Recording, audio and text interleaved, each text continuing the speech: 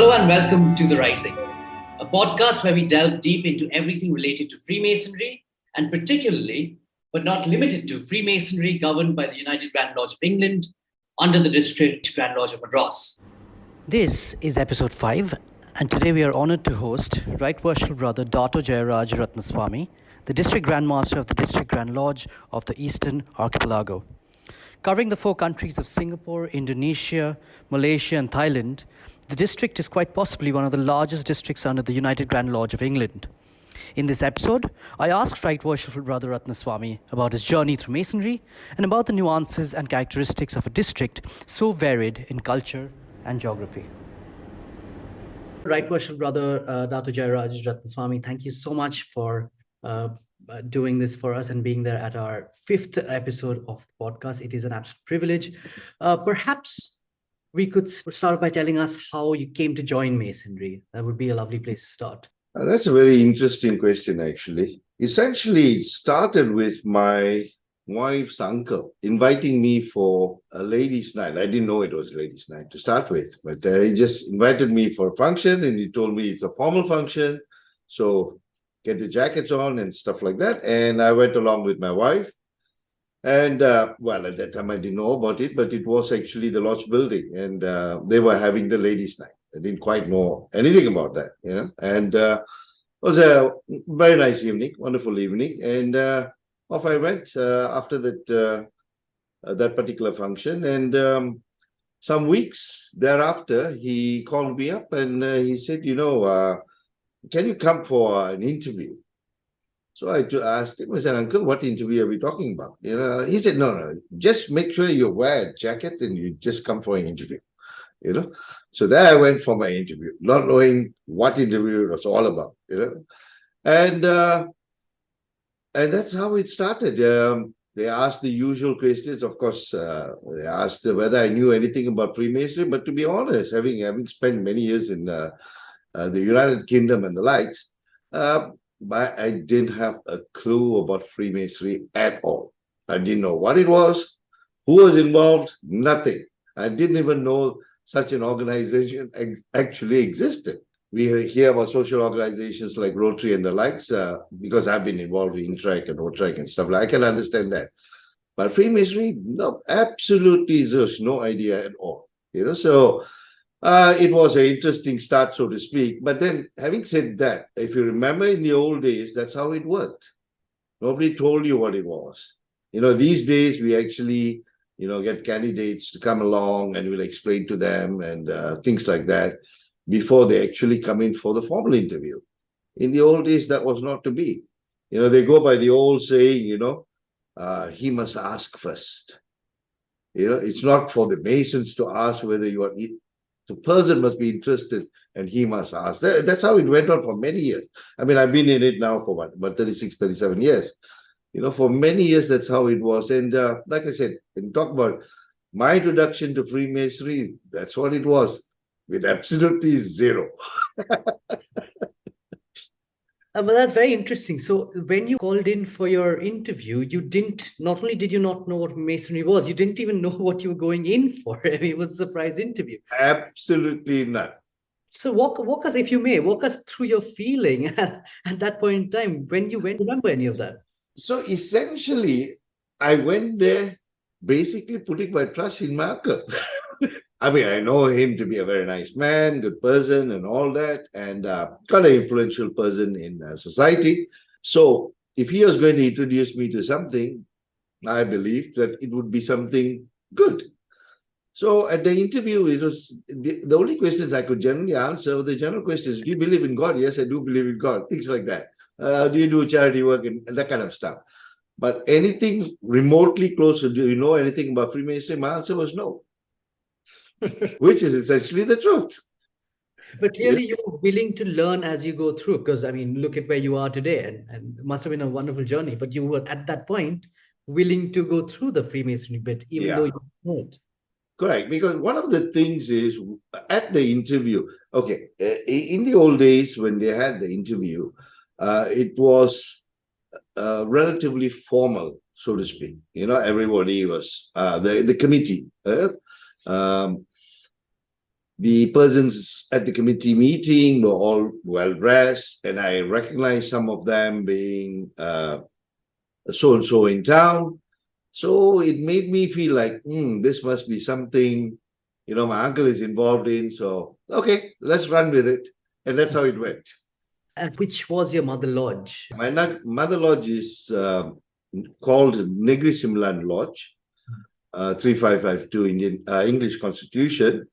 I used to live in, currently I live in Kuala Lumpur, but I grew up in a place which is about 25, 30 kilometers from here called Kajang. And that's kind of midway between Kuala Lumpur and Seramban, where Negri Sembilan Lodge is situated. Right. So that's how I started off with Negri Sembilan Lodge, and then many years thereafter, I joined another lodge in Kuala Lumpur, and it's called Joseph Yu Lodge. Yeah. But you're still a member of both lodges, your mother Yes, lodge? Yeah, very much so, very much so. You can't give up the mother lodge. Actually, that brings me very neatly to the next question. We all know every lodge evolves its own character, right? Every lodge has a distinct character. Tell us a little bit about your mother lodge. If in that respect, what is distinct in your mother lodge, and perhaps compare it to the current lodge? Okay. That's an interesting question. See, my mother lodge is primarily a planter's lodge. Yeah. So it was started in the good old days by the planters, and those days it was basically rubber plantation. Thereafter, it all moved on and became what you call palm oil. Yeah. But essentially, they were all planters. In fact, the worshipful master then, Manon, who just passed away not so long ago, is a planter. And basically, most of them were planters, with a sprinkling of engineers and a sprinkling of doctors thrown in for good measure. So the character of the lodge, that's how it was. If you understand the way planters work, the way planters look at things, one of the things with planters is, in a plantation, so to speak, the main person or the general manager, he's the boss man. What he says goes. And that's what happened in the lodge. So there's no room for questions. So it's always was a top-down approach. That's how they were in their industry. That's how the industry worked. I suppose that's how it's kind of continued into the lodge itself. So the planters, that's how they looked at things, generally speaking. Whereas my current lodge, which is a very city-based lodge, it's got a mixed bag for all professions: doctors, lawyers, accountants, film producers, you name it, we have them. And being a city environment, you follow what I tell you. That doesn't work in the city. So it is in the city environment is slightly different. It's a little bit more engaging. Even going back to the days when it was first consecrated about 20 odd years ago. But now things have changed. Now, over the years, even in my mother lodge, most of the planters have either returned to the United Kingdom and the like. Some of them have actually gone back to India.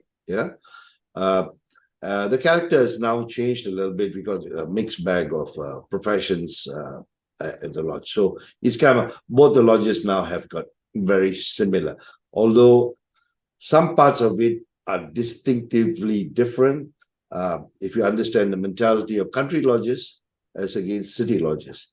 So those part of it, they are quite different. I can actually relate to you because my mother lodge in the Nilgiris is filled with planters and hoteliers, while the one in Bangalore, I know exactly what you mean when you say it's a mixed bag. And perhaps, if I may, right, Worshipful Brother, would it be possible to say why you said that a city lodge is more engaging? In what respect did you mean that? Engaging in the sense, the people who were there in the lodge, like I mentioned earlier, if you go back, the country lodges were the planters. Planters had a very much top-down approach. Whereas in a city, like I said, it was a mixed profession, the engineers, doctors, and the likes. They tend to talk to you. Oh, okay. Whereas in a planters like lodge, they will just tell you. They don't. I mean, they don't want to know what you what you have to say. They just tell you this is how you do it. This is how we have always done it. Whereas in the city lodge, you can actually talk to them. And initially, I suppose 20 years ago, it was a little less, a little better than the country lodge. But over the years now, everybody engages with one another, right from the grand officers right down to the initiates. Yeah, quite different. I mean, in one way, it's also good. It allows you to see how things work quite differently.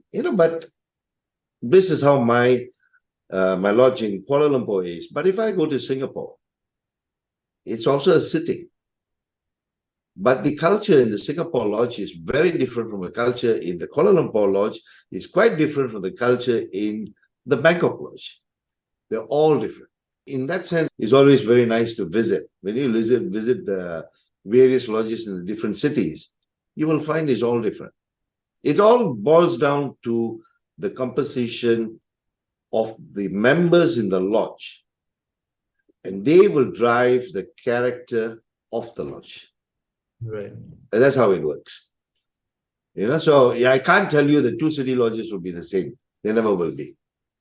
Yeah. Quite different indeed. Let's actually now talk about your district. Since you already mentioned a lodge in Singapore would be very different from a lodge in Bangkok. Do you see given that you are leading what is quite possibly one of the largest districts in Asia, and you incorporate the lodge of 3 countries under you, if I'm not wrong, is there a difference based on the country in itself, over and above the fact that district an urban lodge would be different from a rural lodge? Okay, just to give you an idea, the District Grand Lodge of the Eastern Archipelago at this moment covers 4 countries. Okay, so it's Malaysia, Singapore, Indonesia, and Thailand. Okay, we are currently in the process of consecrating a lodge in Jakarta. If we go back into history, the very first lodge was actually in Bencoolen. It was in Indonesia. Yeah, and then it moved on to Singapore, and from Singapore, it moved to Peninsula.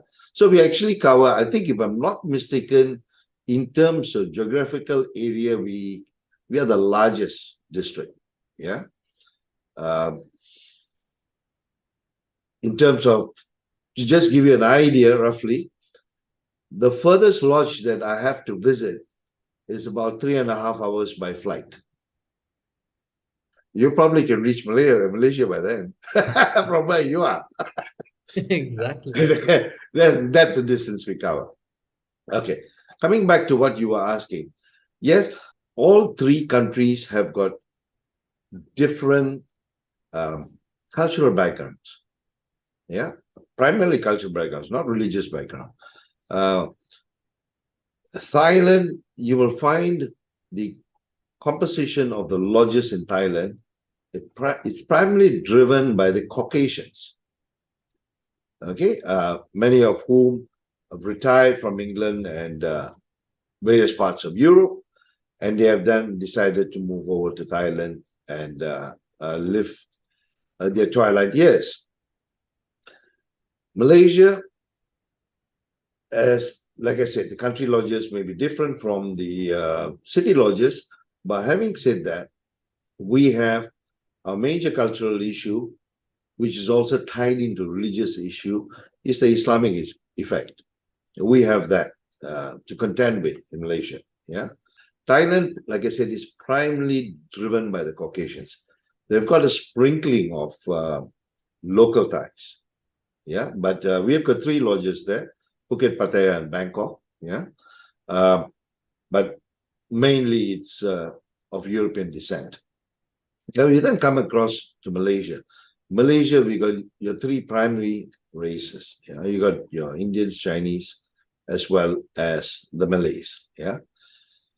In the early days, going back to about right up to about the 60s and early 70s, there were many Malays who were members of the fraternity. Then there were some issues where the government called the then district and master to explain what it's all about. Prime Minister got involved. He got involved in Parliament. And although there was nothing in writing, many Malays, maybe if I could put another word, were encouraged or discouraged from joining Freemasonry. So during that period, many of the Malays left. Yeah. And thereafter, if you look across the district, it was basically Chinese and Indians. There were only two composition. And but fast forward, now in the 20s, since the last 10 years or so, we have seen more and more Malay members beginning to come back into the fraternity. Yeah, so that's a cultural difference.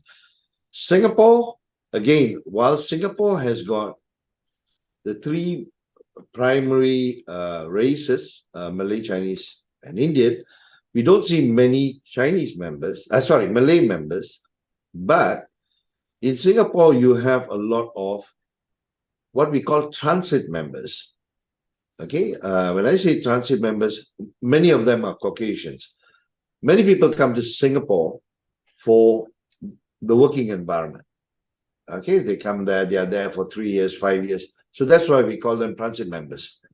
Okay, they are there for a short while and they are gone. So if you look at many of the lodges in Singapore, they all have a very, very mixed batch of members. It covers all the races, and they come from all parts of the world. Yeah, so Singapore is different. Thailand is different. Malaysia, each has got its own character. Given the region that you're in and how old Masonry is there, have the warriors in any way affected? When you refer to the warriors, you're talking about the Japanese occupation? Yes, I am. Yes. Yeah. Okay. So during that period, you're talking about 3945. So during that period, obviously, many of the lodges, for want of a better word, they went into cold storage. I wouldn't say they went into darkness or anything like that. They stopped. But what is interesting, if you look at the history of Freemasonry in this part, various lodge meetings were actually conducted at the Changi prison by the prisoners who are members. And we have got record in our main temple in Kuala Lumpur. We have got an exhibition area, and there's a video that runs, and we have the details of the meetings that was conducted. They're all skin and bones, but they still enjoyed the masonry. But yes, during those warriors, if you've seen most of the Worshipful Masters boards, you will find that few years there's a missing gap, and then it continues. It did affect. We lost some of our properties, because many of the properties were actually occupied by the Japanese. All right, so some of them were damaged or destroyed, but after the warriors, they put it all back, and things are back to normal in that sense. Yes, that's an interesting period, so to speak.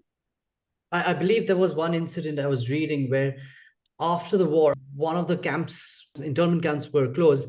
There was a meeting 6 days after.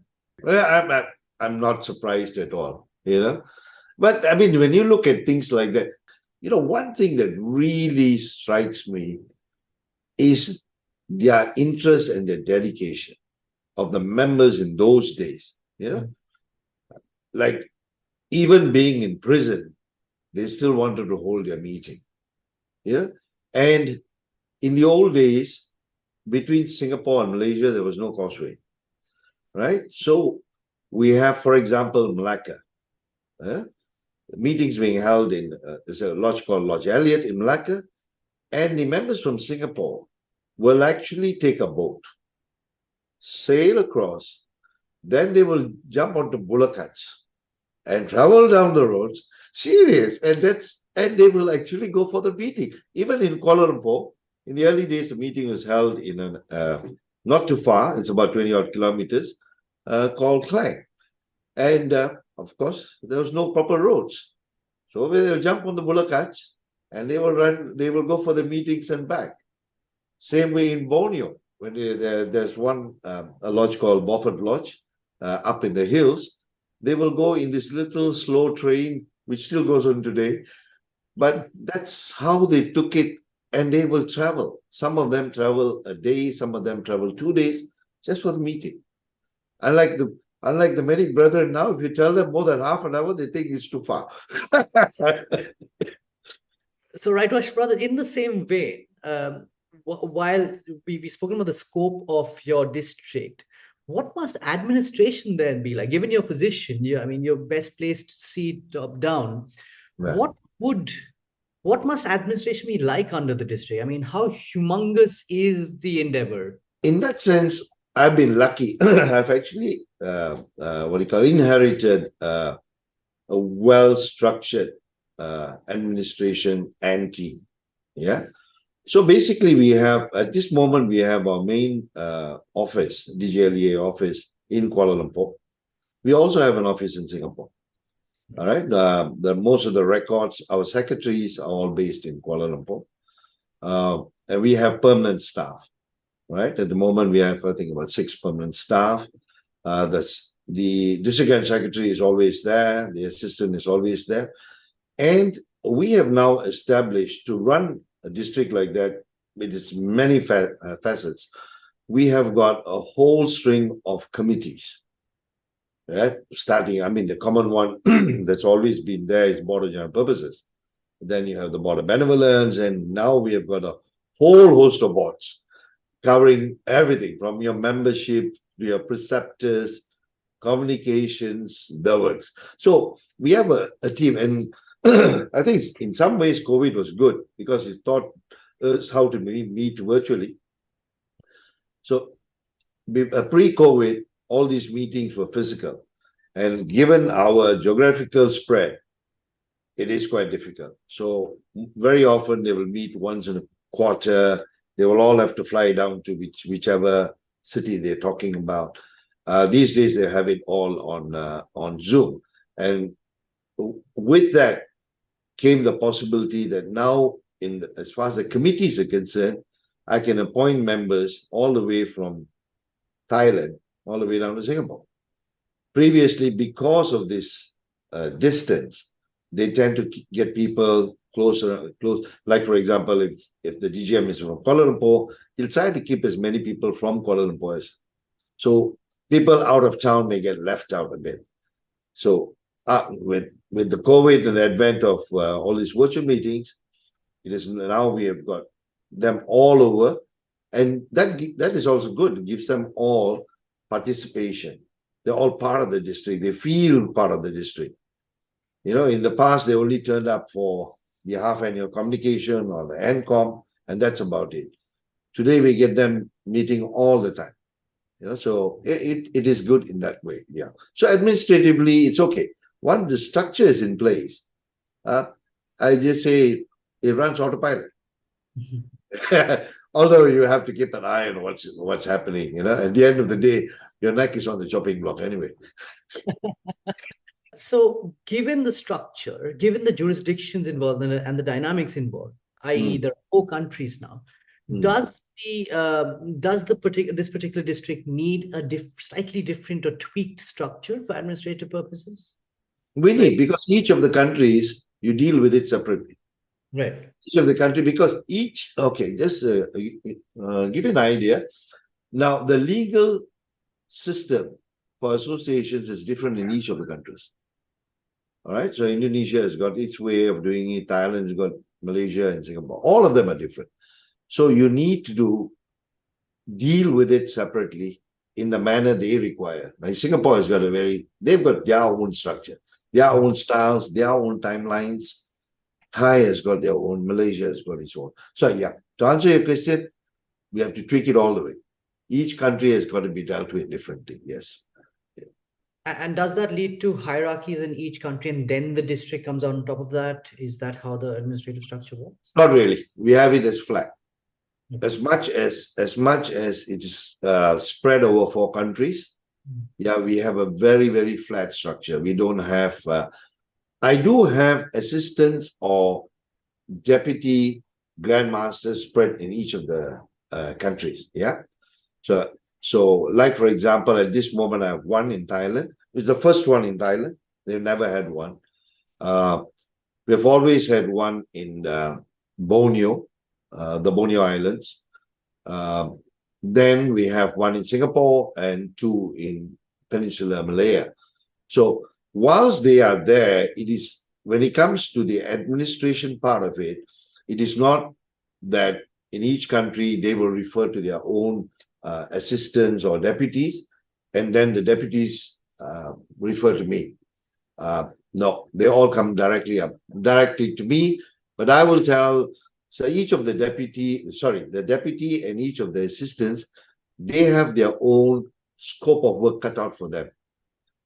So I get them to be responsible for particular committees, like the visiting officers is dealt with by the deputy, the promotions is dealt with by one assistant and things like that. So each of them have got their individual things that they have to deal with. Yeah. But ultimately, it's still very flatly run. Thank you. And since we've breached this topic once already, with at least two countries that are predominantly Muslim, have predominantly Muslim populations, what may be some of the challenges of Freemasonry in these countries that you might have faced? That I think we almost breached that conversation a little early. So if you could elaborate on that a bit. See, the biggest problem we have when it comes to the religious part or the Islamic part is they perceive our connection with Israel. So, right or wrong, in their mind, we are Zionists. And that doesn't help. All right.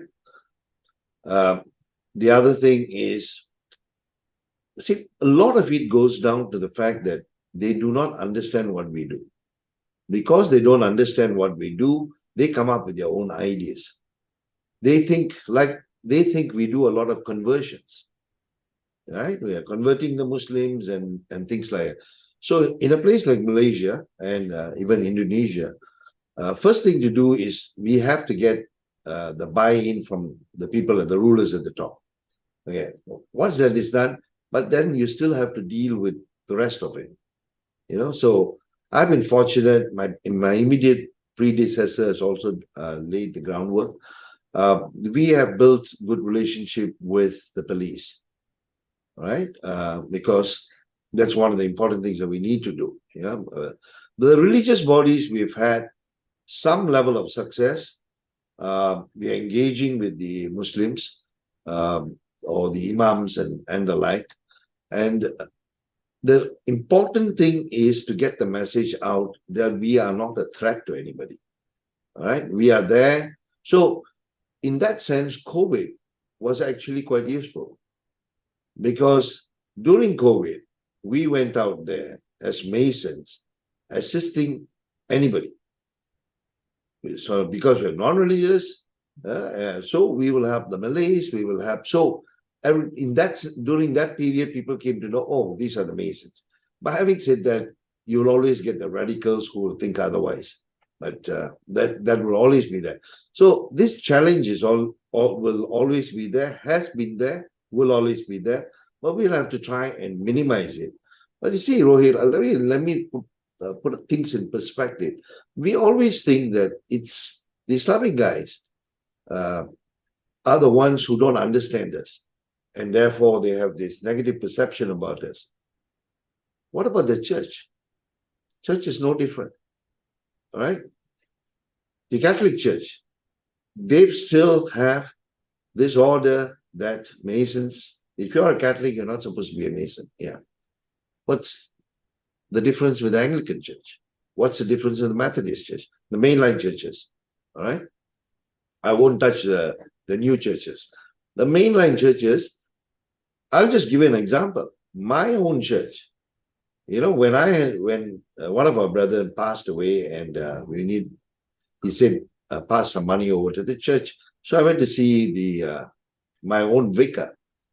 He didn't even know there were so many members in the church who were Freemasons. And he's quite a senior vicar. He didn't know anything about Freemasonry. I spent the next 1.5 hours explaining to him. After that, he said, okay. Likewise, I did all the same thing also with the Catholic Church. So today we have built very good relationship with the Catholic Church. We have built very good relationship with the Assemblies of God. We have built good relationship with the Anglican Church. So we don't have much problem. See, it all boils down to the awareness. Because they don't know, when people don't know, they always think otherwise. The same thing with the Islamic side. Islamic side, it's going to take a little bit more work to get there. But we are finding things working out a little better now because we find more and more Muslims wanting to join. We've got some, I wouldn't say well-to-do will be a wrong word, well-known personalities who have joined, and we've also got royalty coming in. So in the old days, there were, if I'm not mistaken, there were 3 sultans who were actually worshipful masters: the Sultan of Johor, the Sultan of Perak, and Sultan of Kedah. So the royalties were involved. Then over the years, they kind of faded away. Like I said, the issue with the 70s, but now they're all coming back. They're all coming back, So it'll take a little bit of working. Yeah, it's not going to be easy. There's no easy solution to this. It'll take a little bit of working, but I think we are on the right track. Educating the public is the most important, and we just have to work on that.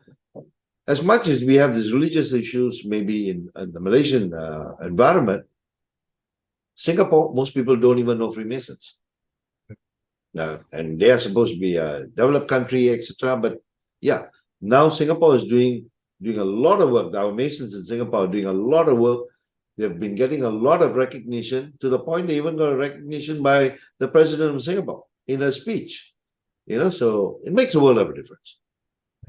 And yes, you did mention earlier the resurgence of brothers from the Malay communities. So why has the resurgence happened? 2 things. There'll be 2 things. One is the effort that we have put in to try and engage with them. Rather than leave them alone, we engage. So most of us have friends or business colleagues, working environment, we have Malay colleagues, we talk to them.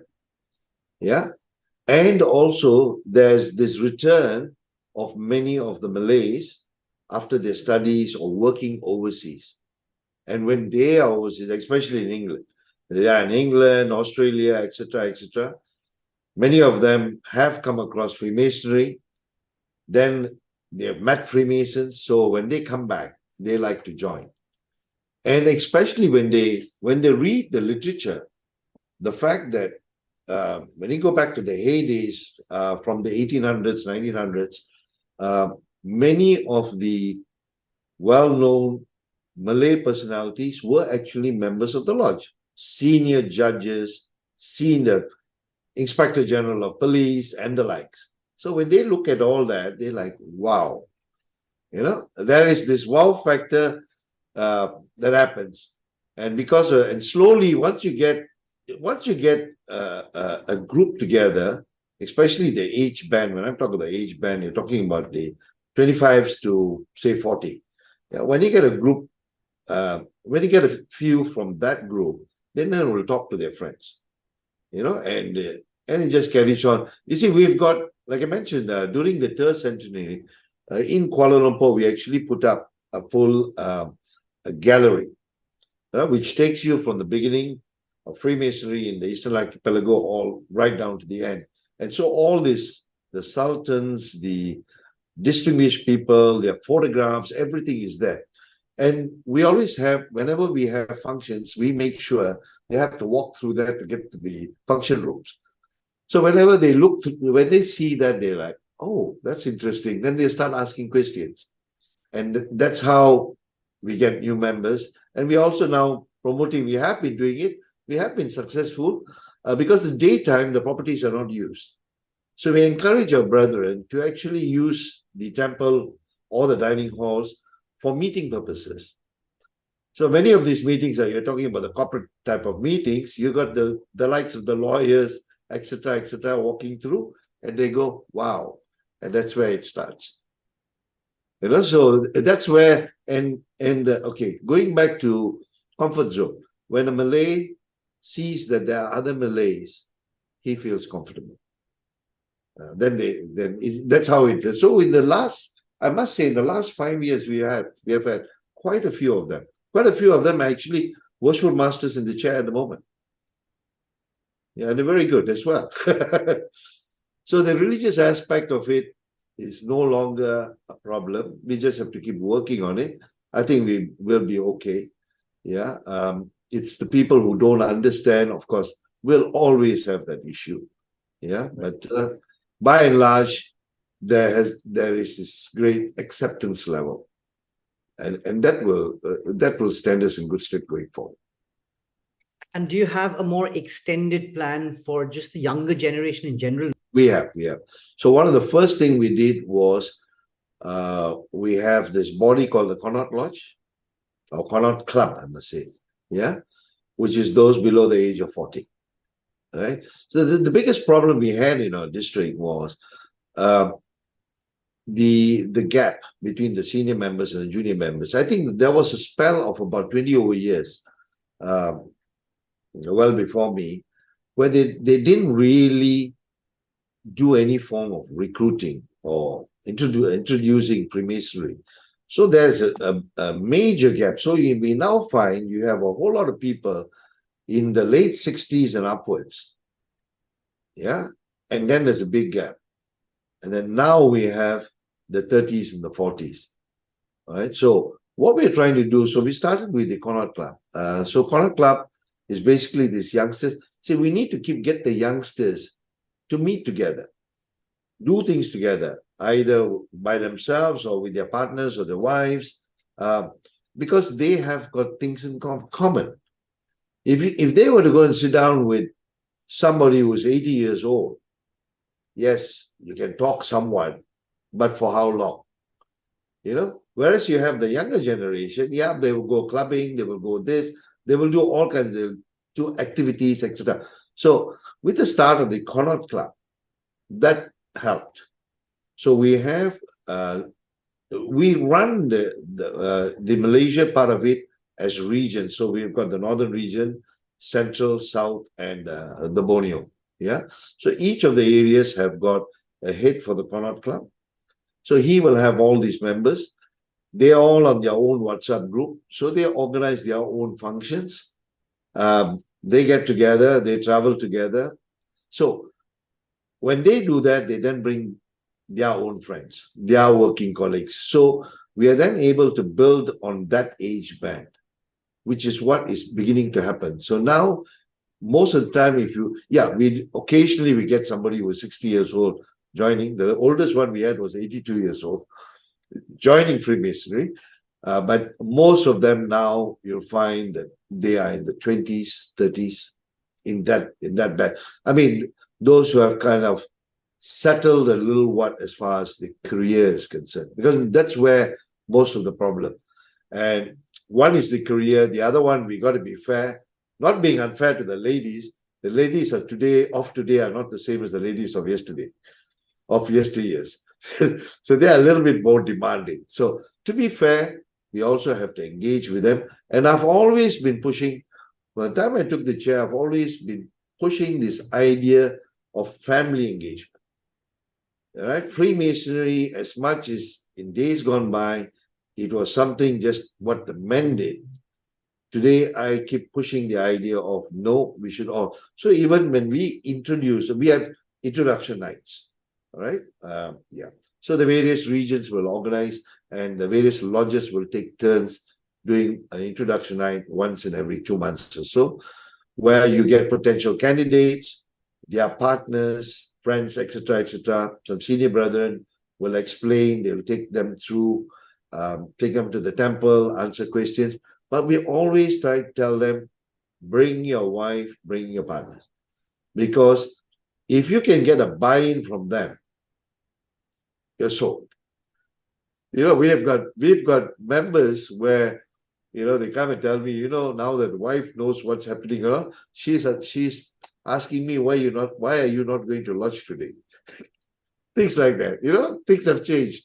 So And the good thing is the ladies can do so much when they are engaged in Freemasonry as well. There's so much they can add in terms of, they can add value, So I also encourage them, encourage for lodges to invite them for not only ladies' night, installations, also regular meetings.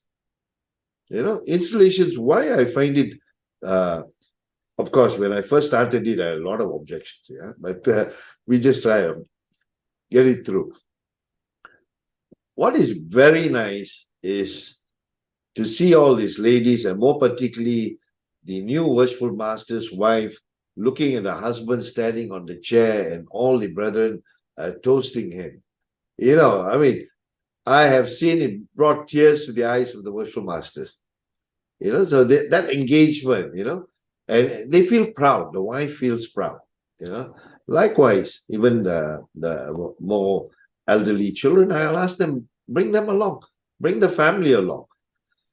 Even the regular meetings, I'm not saying do it every week, every month, but once in a while, bring the ladies in for your festive board. You can also bring them in for your regular meetings. I'm sure you would have heard about white table meetings.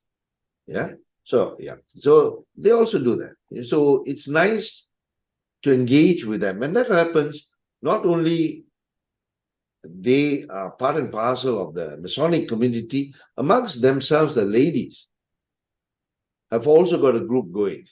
And they meet on their own, they do their various things, etc., etc. And it works out very well.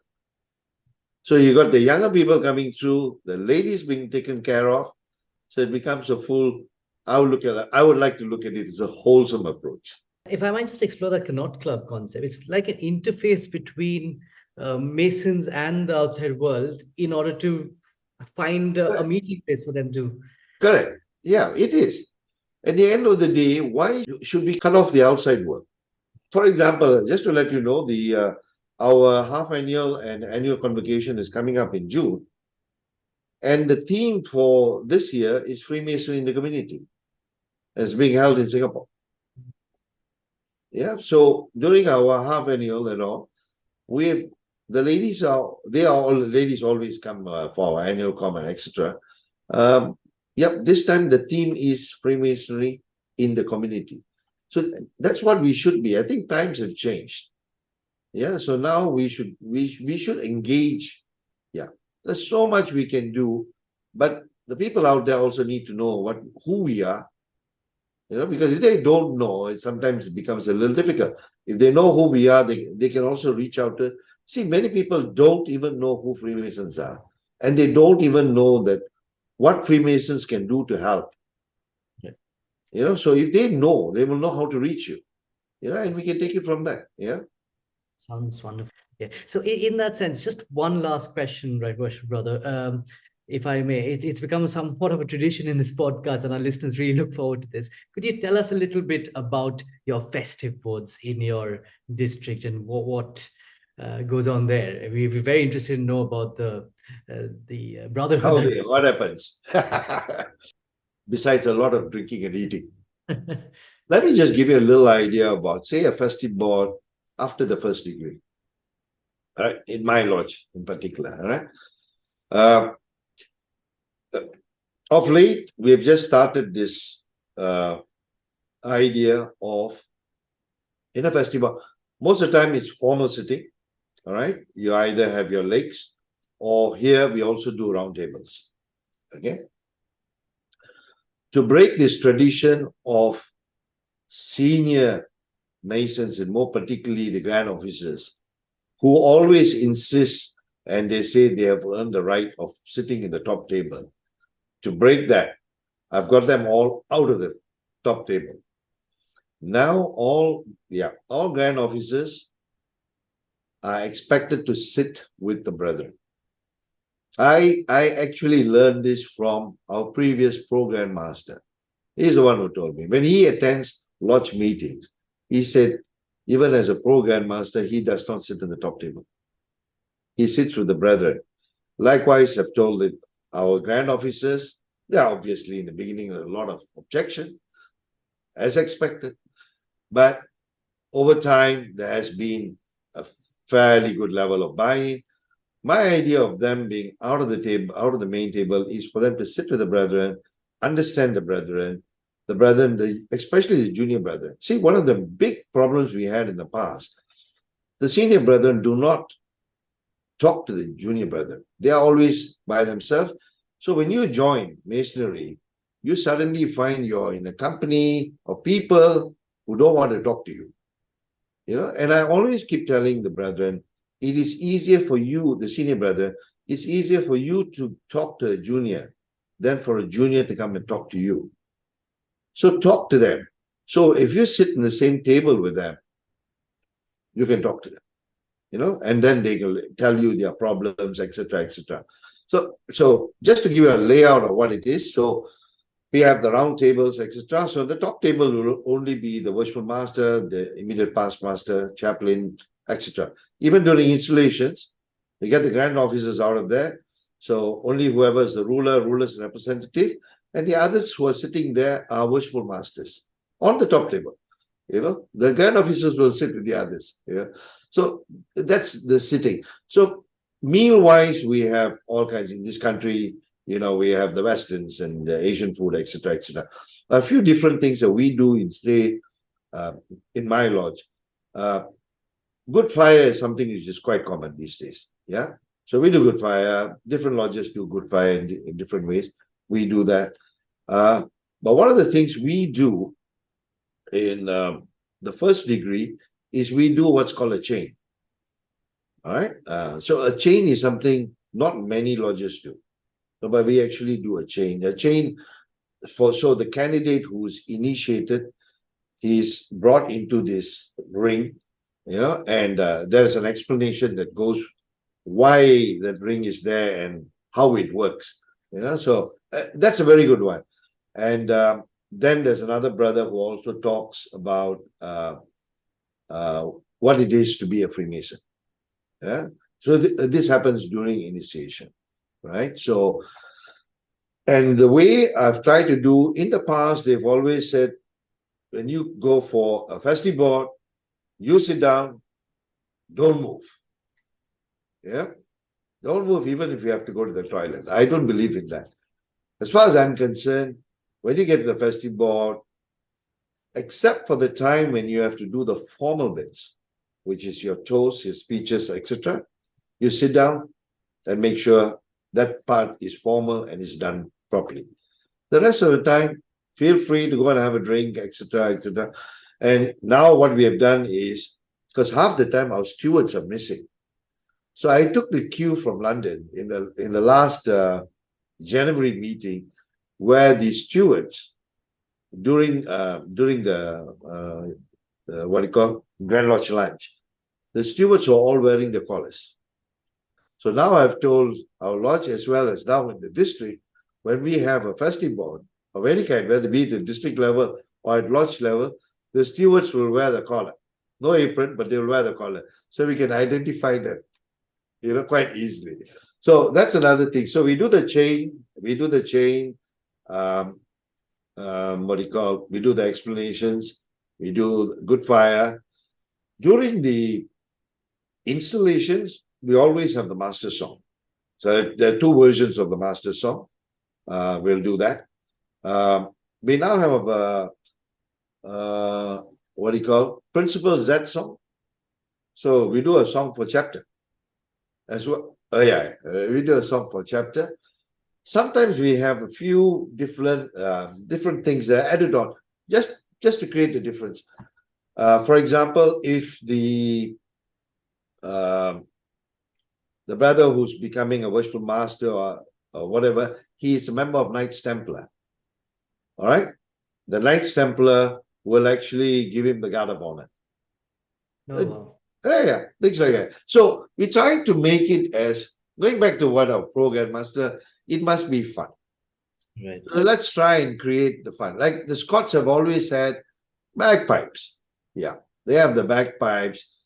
Here, sometimes during festive periods, we'll have the dragon dance. You just need to make it interesting. So Yeah, so that's what we generally do. It's fun. Please come and join us. I look forward to one day being there. There seems to be so much revelry in song. It sounded wonderful. Thank you so much. That was what a wonderful account of Freemasonry in your district. On that note, thank you to a wonderful guest. And thank you to all our listeners for tuning in to this episode of the podcast. We look forward to having you with us again on the next episode of The Rising. Till then, this is Rohit Roy signing off. Farewell, brethren.